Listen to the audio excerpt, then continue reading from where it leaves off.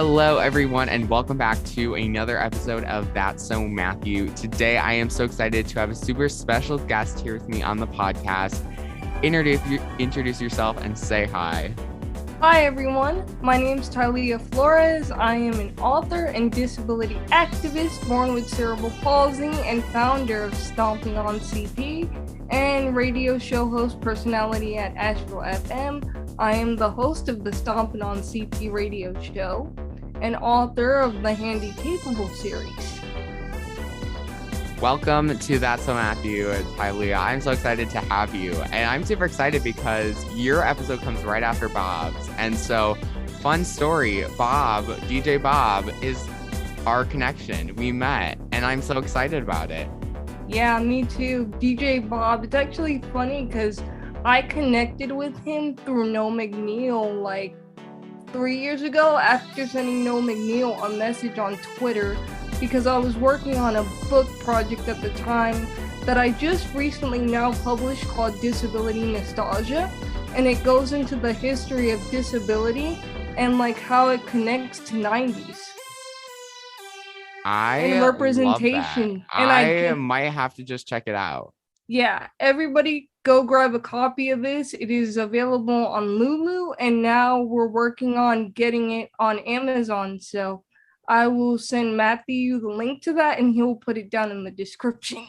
Of course. I am so excited to have you, especially because we're talking about Miracle in Lane 2. Now, yes. I had not seen this movie in quite some time, so of course I was excited. But I know that this has a really super special meaning to you. So for someone who may not have seen this movie, why is this movie so important to you? This movie is very important to me because it dives deep into disability representation. And back when this movie first came out, there wasn't a lot of it. And the fact that it's based on a true story about a young man who had spina bifida and had a dream. And when people told him that he couldn't achieve ordinary things, he found a sport that he loved and he achieved it despite the obstacles and challenges he faced in his life.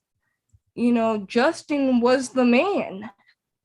That's right. And I think my favorite part about what you just said is that is literally what you have as your email signature, despite the obstacles you face.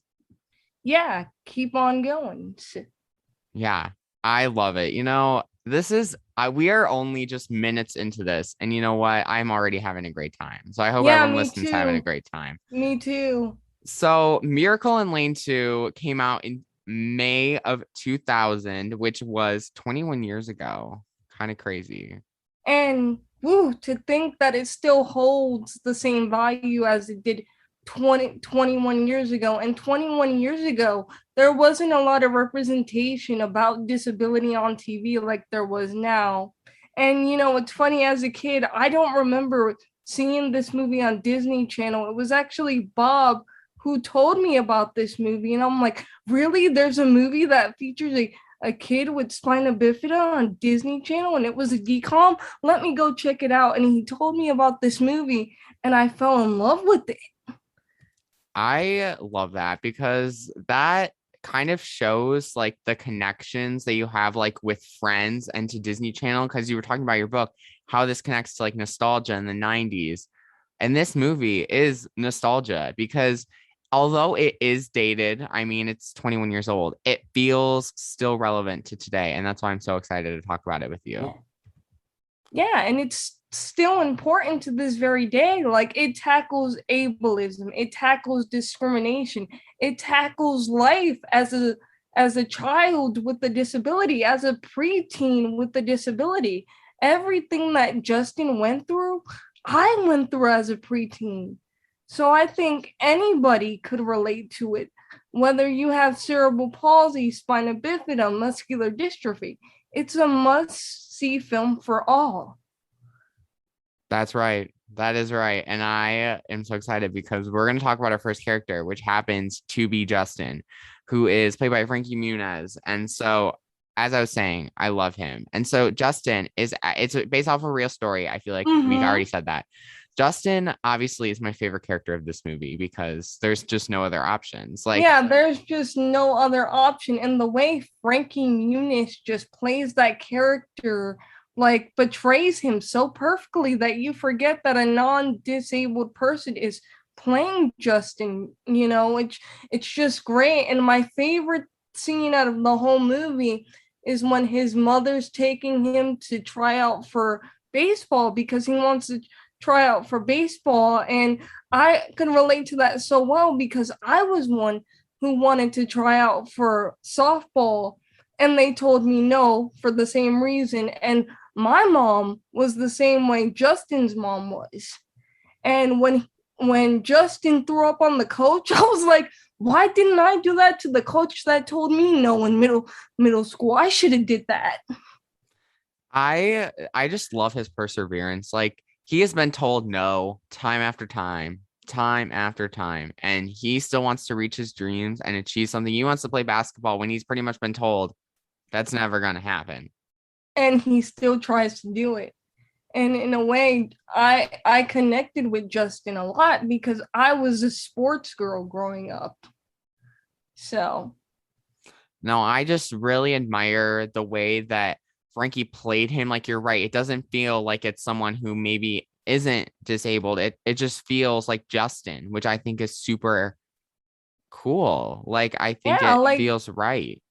he just played Justin so well that you forget that that's Frankie Muniz. Like, and another part of the movie that I like was when he was at his uncle's great uncle's funeral, and they go into the cutscene where he was like, "I wonder what people will remember about me," and then he's going into like this self-esteem issue where he thinks that people are just going to remember him because of the fact that he was in a wheelchair. And then he shouts out, "But wait, what about me?" And everybody's like, "Wait, kid, what is wrong with you?" Like, I've had moments like that too throughout my whole entire life.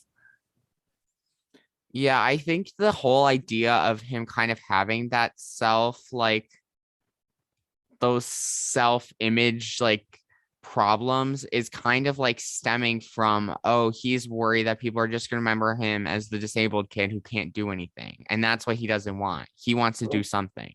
Exactly. And I think everyone with a disability at that age goes through that. Like, I remember going through that vividly and watching the movie. I got emotional because I thought, holy cow, that was me at 12 when trying to figure out where I belonged in this world. And before I found my passion for advocacy and writing, that was me. Yeah. It's just, I think, a message that even like someone, because like for my perspective, I am not disabled. I don't have that same perspective and connection to this film that you do.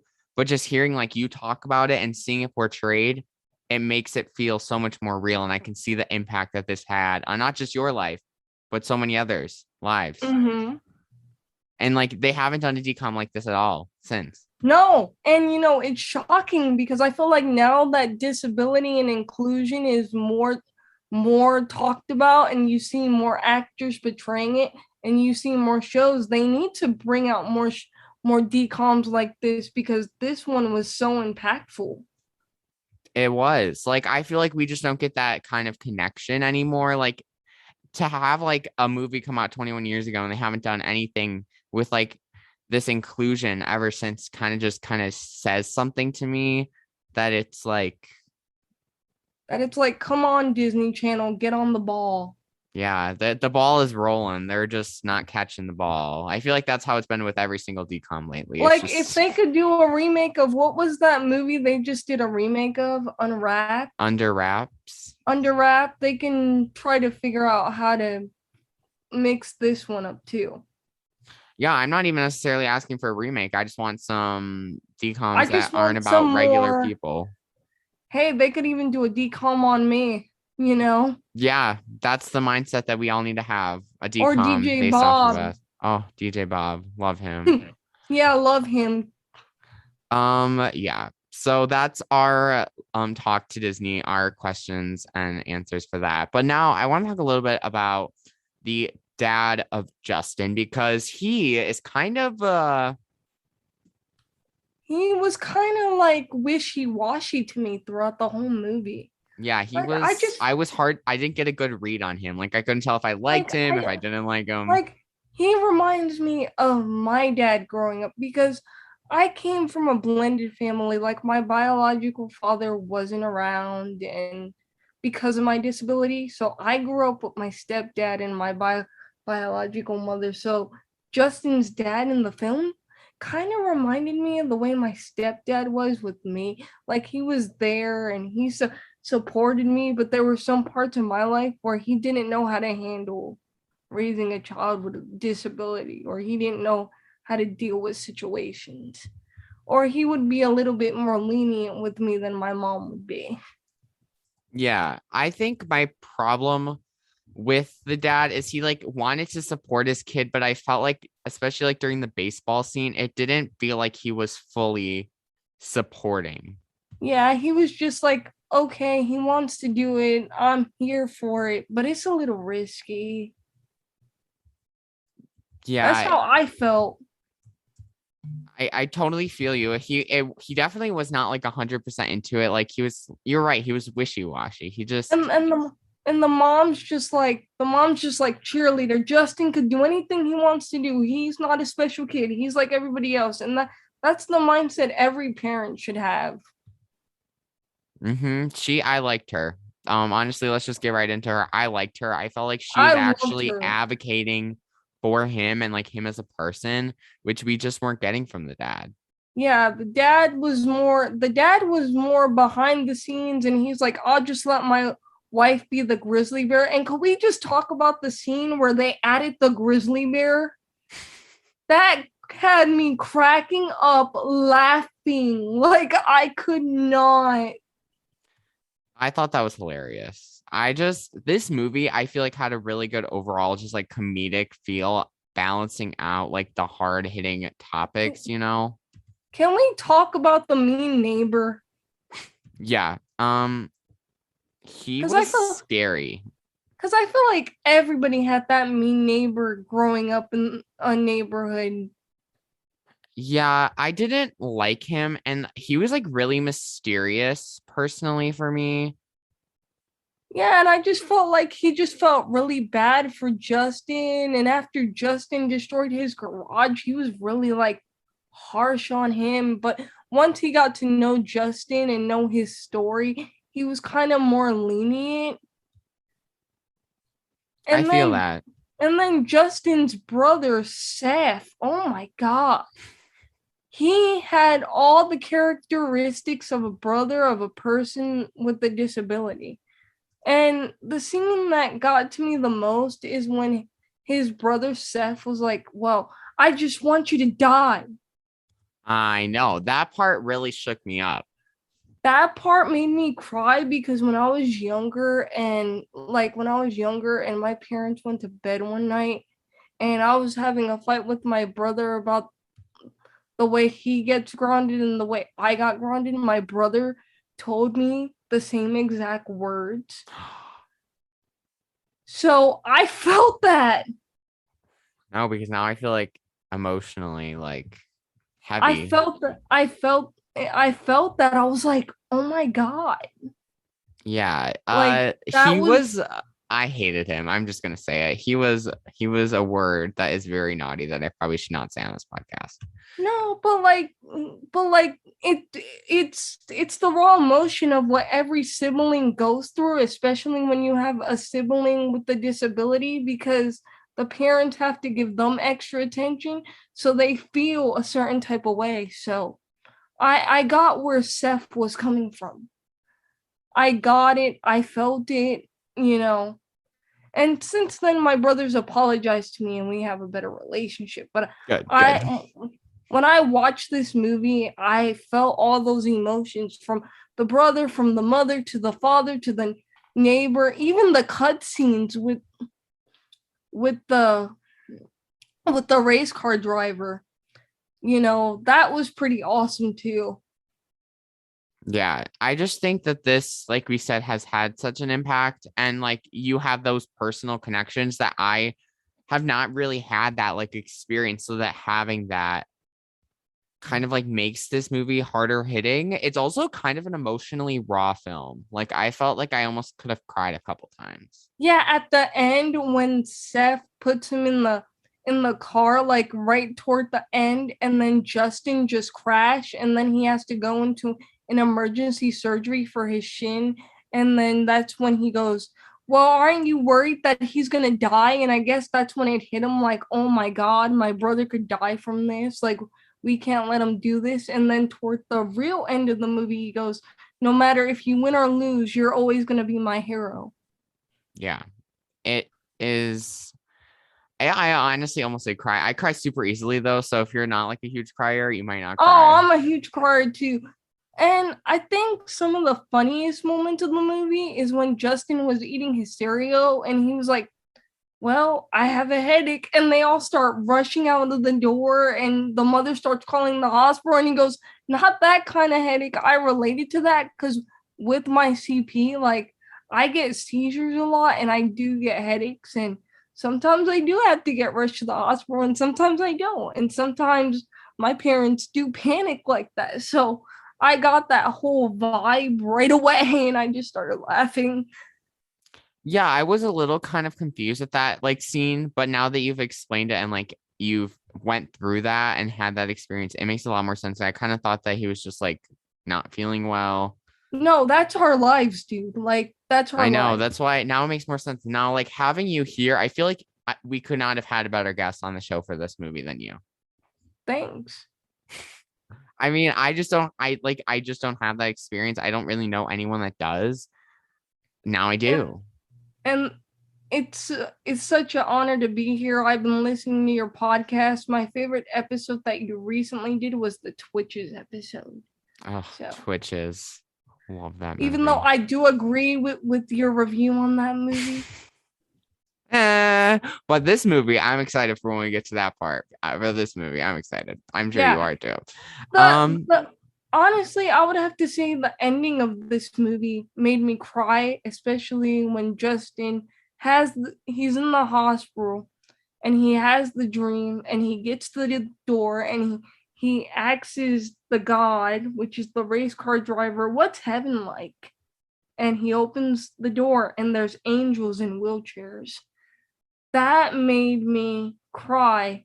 But then it left me on a cliffhanger because it made me wonder, did the actual person that the movie's based on die? And I actually had to look it up. Did Justin we I don't know how to pronounce his last name. Yoder question Yoder mark. yeah, Yoder die. And I looked it up and he's actually still alive. Oh, I kind of thought he died from like the No, movie. he's actually still alive. Well, that makes me happy because I don't like when people die. Because then I probably would have actually cried even more than I already did. Well, I already just admitted I cried, but I just No, but the movie makes it seem like he died, and that's what I thought. I thought he that's died. what I thought too. So I googled it. I'm like, when did he die? Because it didn't. Because usually at the ending of a movie, when the person dies, it usually says in memory, and Yeah, it didn't say. there was no memory that was There was given. no memory. All it had was actual pictures of Justin, and I thought it was really cool and things like that. And I also thought toward the end of the movie, I thought it was really cool that they touched based on discrimination because I don't know if you remember in the movie, there was a father and a daughter that became envy of Justin and tried to sabotage his cart. Yes, I do remember. And they tried to discriminate against Justin because he used a certain brake. And I feel then, like it's such a good like and you know, sorry to cut you off, no, Matt. You could no. go ahead. No, I was And just gonna then, say it's good to touch on. Like it's something that just doesn't apply to this movie. It applies to real life even to this day, 21 years later. yeah, and then the thing is that does happen in sports. That happens in anything with disability related stuff. But then the cool thing was that his brother Seth was like, well, if you don't allow Justin to compete in the race, we have news media right here. And sure enough, the board changed their mind. Yeah. No, it's just this movie, like not just like having the disability, not just having like the ableism, the discrimination. It's just everything put together just is something that I feel like this movie would be like a really good movie to watch with like a class, like in school. Yeah, totally.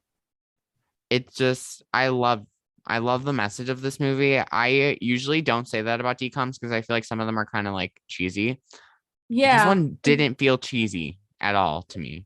This one pulls right at your heartstrings from the minute you watch it, whether you're disabled or not, to the minute it ends. It's just there, and it has funny moments. Like this isn't a movie that says, "Oh, he's disabled. Let's feel bad for him because he's gonna die." Yeah. That's Like not what I got from this movie. I got, you could do anything you set your mind to, and your disability does not limit you, and the sky's the limit. That's what I got. Me too. It's just keep going. Like I'm gonna go back to your email signature. Just despite the obstacles, you keep going. Yeah, As you can totally. tell, I like that. I like that quote. Totally. So we've kind of already touched on the plot a little bit, but if we kind of were to kind of go from the beginning, I'm gonna be honest, I kind of was a little nervous that they were gonna kind of mess this one up. Like I was Oh like, great, yeah. we have a disabled lead. We've got a good storyline, reaching for the stars, reaching for those dreams. And so we learned that he was born with spina bifida, and another one with an H, I can't think of the name. hydrocephalus. Hydrocephalus, but I think it's the type of spina bifida. Yeah. As you can tell, I definitely do not know how to pronounce things. I feel like everyone on the podcast knows that. Yeah. And so he uses a wheelchair and to get around and live his life, reach for the stars. He has overprotective parents, and his brother Seth um is very into sports, but Justin can't play sports because of his disability. But he wants to win a trophy. Mm-hmm. And so he's gonna figure out a way to do that and reach for the stars. Mm. My favorite scene was when he went to go play chess and he thought it was gonna be easy. Chess is so confusing. I used to be so good at it, and I went back to it not too long ago, and I just was like, I don't remember how to do this. Yeah, and my brother used to play chess and he used to show me, and I used to be like, huh, can we just play something else? Yeah, it is so confusing. I used to be so good at it, and now I'm just not good at it. I've lost my talent, which makes me sad because I used to love it so much, but chess is just not easy. It all depends on the person. No, but I think Justin is a prime example for anybody with a disability. I think he could be a role model for anybody with a disability, that you can do anything you set your mind to. And if somebody tells you you can't do something, just do it. Prove them wrong. Yeah, that's what's the worst. What's gonna happen is you just I prove mean, them wrong. you could destroy somebody's garage, but even he managed to get through that. I still don't really understand how that even happened. Like it I was guess so like quick. He was like reaching for something, and then the whole a garage was like box. destroyed. Yeah, I And was. then what? And then like his mom kept trying to lie for Seth and was like, "Oh, Seth is going to the doctor." Like, and that's things that moms do to protect their children from being hurt. Yeah, And then Seth just kind of has resentment, I feel like, because he feels like his brother got all the attention. yeah. I think that that's kind of the problem. Like with this family, is like Seth is like the athlete. He's always winning. He's always getting stuff done, and then you have our main character Justin, who he doesn't kind of get that same feel from not just his family, but I think from everyone like around him. It's like always about his brother. Yeah. So I felt both sides of it, but the dad, I was like, I don't like you. I did not like him. But he turns to God, and so God is Bobby Wade, who's the famous race car driver, and he Yeah, appears Bobby throughout the film. Wade. I thought it was super kind of funny because it felt like interesting to have like God be like the famous race car driver that he looks up to. Yeah, I thought the cutscenes were great. I have not seen them. Now I want to look at them. Like the cutscenes with the god and the funeral. I'll have to look it up after this. I'm intrigued. Um yeah, so he talks to God and so he wants to try out for the summer baseball league. Go you, reach those Yeah, goals, but he gets rejected because of his disability. So, like you said, he enters a chess tournament, but he ends up getting placed in like a he lower age group. yeah, and gets creamed. Yeah. Um, no, because the people who play chess are so competitive and for like no reason. Like I remember when in my fifth grade class we had a chess tournament, and let me tell you, people were so competitive. Yeah, and you have to focus. Yeah, it's like move this over one space, two spaces, diagonal, behind. It's confusing. It is really confusing. Um, but he Like, loses the tournament. So, like you said, he gets creamed. So he didn't reach the stars that time. yeah, no, but he still kept trying to win, and that's when he notices the cars and he approaches his mean neighbor and asks about the trophy and And then negotiates. mhm. The neighbor, I'm still like confused by. Like, I don't understand how he I was don't so understand rude. how he was in this story plot, but he made it more interesting. Yeah, it was very interesting. And the fact that when he went to the neighbor's house to go get the trophy, the neighbor's house had stairs. And I was like, of course. The plot thickens. The plot, the plot thickens. No, you're right. It's definitely interesting. And then he And helps clean the garage, like as like a punishment. And the guy, Vic, it has like no interest in him helping. Like he's cleaning up his whatsoever, mess. he's just agitated, but then he gets to know more about Justin and his story. And it's funny because the neighbor does mention more disabilities like cerebral palsy, muscular dystrophy, and that kind of thing. So I thought that was cool too. Yeah.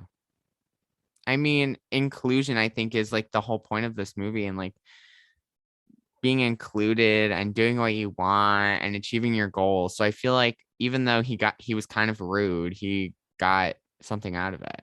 And I think Justin uses his disability to get like what he wants to, especially when he wanted to play summer league baseball and he was eating the soup,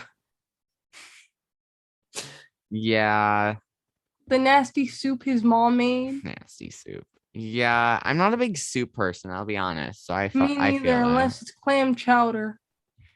Yeah, I'm like chicken noodles okay. It's like it's just I don't like the weird But I weird love the I don't like the weird things that they put in certain soups, but I love clam chowder. I'll respect that. I respect that. I just don't like the like it's so like it's like drinking warm milk to me. It's like uh I could see how you get that vibe. But what I was gonna say is, I'm sorry I get overly excited on podcasts. But what I was gonna say is, I love how they put so much detail into like his life and what the even the equipment Justin uses. Like the handicap accessible van is something that a lot of people with disabilities use on a day to day basis. And the fact that they had one in the movie was just great. and they like used it and they showed how to use it and how the family works together. Like it was a good way of like including little things like that. Like that's part of their daily life. Yeah, like they took I give kudos to everybody who worked on this movie because they really took the time out. Like for a Disney movie, like this was perfect. Yeah. It does like I kind of mentioned in a lot of my episodes, it feels cheesy, it feels forced. This movie did not feel cheesy or forced to me. This felt real. Like this felt really real that I almost forgot that I was watching a Disney DCOM. Yeah. It just kind of has that feeling.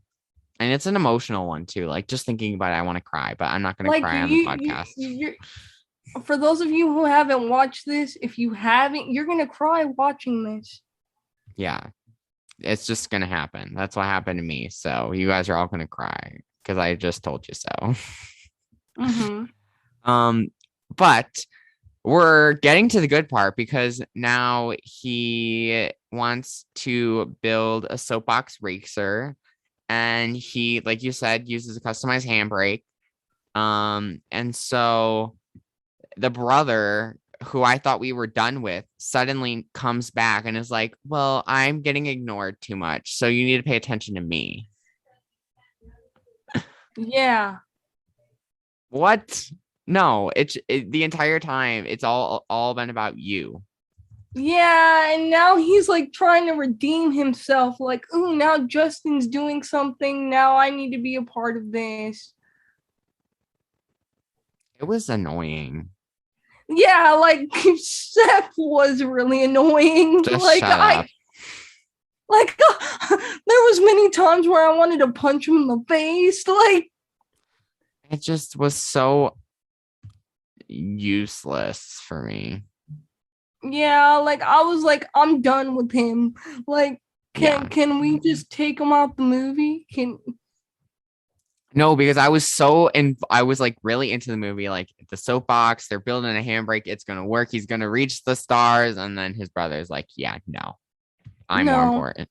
And then his brother was like so mean to him around his friends, and even his friends were like, Seth, what are you doing?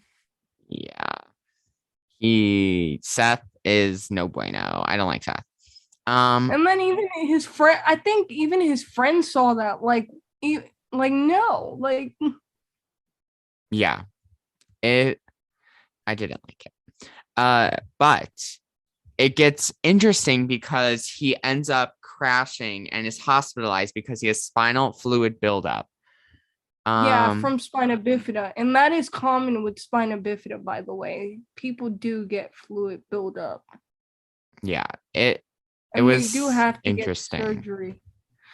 And he ends up winning because the winning person like dropped out. And so Vic, who is like seen to be the villain of this movie, Vic, the neighbor. he says that his daughter Becca, who was a soapbox competitor, died in a swimming incident.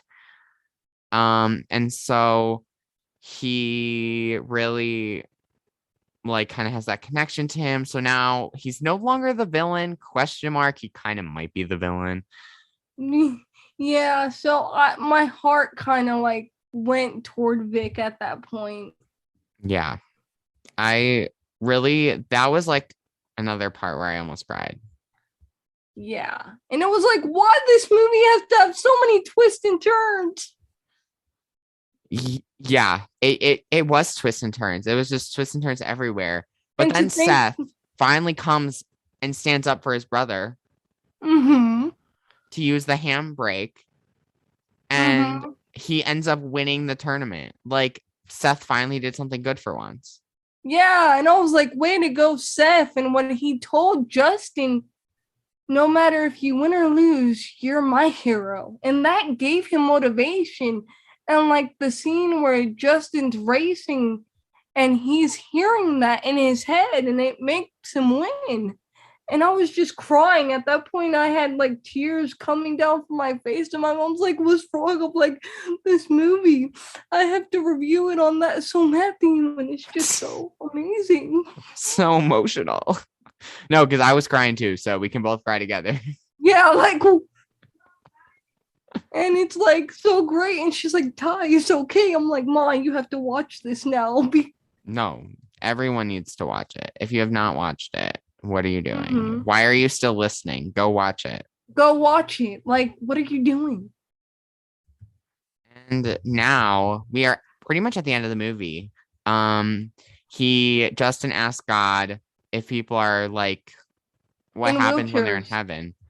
And yeah, and there are angels with and without the wheelchairs, like you said, and Mhm. it's like a happy ending, And then and it ends, and then there's like a bunch of pictures of the real life Justin, and then it makes it seem like the real Justin has passed away. And then I looked him up, and I see him on Instagram and on Facebook, and I'm like, holy cow. yeah, So it why did they make was it seem interesting. like he died? I don't know why, because I literally thought he was dead, and then he's not. Especially Yeah, considering that he's supposed to be like God. yeah. So I don't know why. I mean, I get it, but I was confused with it too. Cause I looked it up after, cause usually at the end of the movie there's like in loving memory of the person, but it wasn't. So I looked it up to see when he died, because you would assume that he died. Yeah. But then I found him on Instagram and on Facebook, and I'm like, but why did they pick that ending? So I don't know, but overall it was a good ending. Oh, I like the ending. I thought it was good. I It thought it was was enough. great. It wasn't like too sad. It was sad. Don't get me wrong. Yeah, it was sad, but I just wish they would have put that he was alive, because you would think that he died. Well, we know that now, and it's 21 years later. So, Mm-hmm. but now it's everyone's favorite time. Rating. Yeah, rating. Are we ready? Are we? What's the highest rating I can give to 5? I usually do 1 to 10. An 11. I agree. I don't think I've ever broken the scale before. An 11. It was just so good, and it wasn't like stupid, and it had a message, and there was actual like content. Like Mm-hmm. I loved it. I loved every second of it. Mm-hmm. If you have not watched it, Go watch it. What are you doing? yeah. Um it's just so good. It's just so great. And what are you doing? Go watch it. Yeah. I think that you must all go watch it and message me or Ty. I'll make sure that her Instagram is linked in the description, but you got to do Yeah. it. Well, that Well, was it. that was it. That was a lot. I feel like that was a deep one. But that was a great one. Thanks for having me on. Of course. So, where can people find your Instagram? Like, what's your You can username? find me at Stomping On CP with Tylia. You could find me at Stomping On the Cerebral Palsy Radio Show. And you can find me on Facebook at Stomping On Cerebral Palsy with Tylia as well. Awesome. All right, everyone. That has been another episode of That's Matthew. Make sure to follow me on Instagram, Twitter, Facebook, TikTok, all the places at That's Matthew, and leave us a review on Apple Podcasts as well. Go to my website, that'smatthew.com, and get excited for the That's Matthew rebrand that is officially happening on November 19th. I'm so excited. I hope you all are too. All right, everyone. Have a great rest of your night. Actually, not night, probably during the day. I forget that we're recording this far in advance, but we'll see you all again soon. Bye. Bye.